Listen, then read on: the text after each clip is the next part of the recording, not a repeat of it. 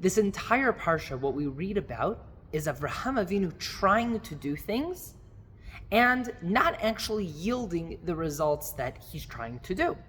But nonetheless, he's trying. We start out our parsha with reading about Avraham Avinu right after he's circumcised. He's in pain. He is still with the bandages on. God makes sure it's extra hot, so he stays inside, but Avraham needs to be outside to wait for guests. And God sends 3 angels. It says that Avraham sees them. 3 idol worshippers are coming. He gets up, he runs towards them. Hachnasat orchim, gmilut chasadim, welcoming people into your house, doing charity, all of these things that we talk about Avraham Avinu, but they are angels. Do they really need any of this physical pleasures that Avraham Avinu offers them? He goes and he makes for them all this food. But can angels eat? Angels do not eat. The Midrash says that they burnt the food in their mouth to not offend him, so that he would think that they are eating, but they are not really eating, as they are not of this realm. They do not need food to sustain them. But Avraham Avinu doesn't know this, so he gets up and he works so hard to feed those who are not actually benefiting from it. We continue with the story of Sodom. In the story of Sodom, Hashem tells Avraham about the story about Sodom and that he's about to destroy these cities. And Avraham begs Hashem and prays him and says, please save these people. Maybe there are 50 righteous people. Maybe there are 40, maybe there's 30, maybe there's 20, maybe there's only 10, maybe there's only a minion of good people. Will you save them? And Hashem says, I'll save them.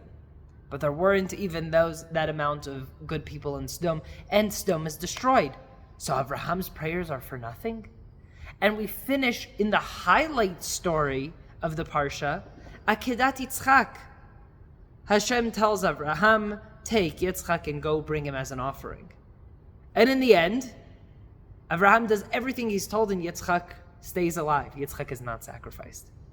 So what are we learning over here? We see that Avraham Avinu has all of these challenges, these nisyonot, everything that he does, but nothing actually yields the fruit. He doesn't actually no one's benefiting from this. No one it's not getting the result that Avraham is aiming for in a way, in any of these things. So what's the point? In a way, one of the ideas behind these 3 stories come to show us a lot of things in life are not in our control. Some things are. We're supposed to do what's in our control. Whatever is not in our control, it's not in our control.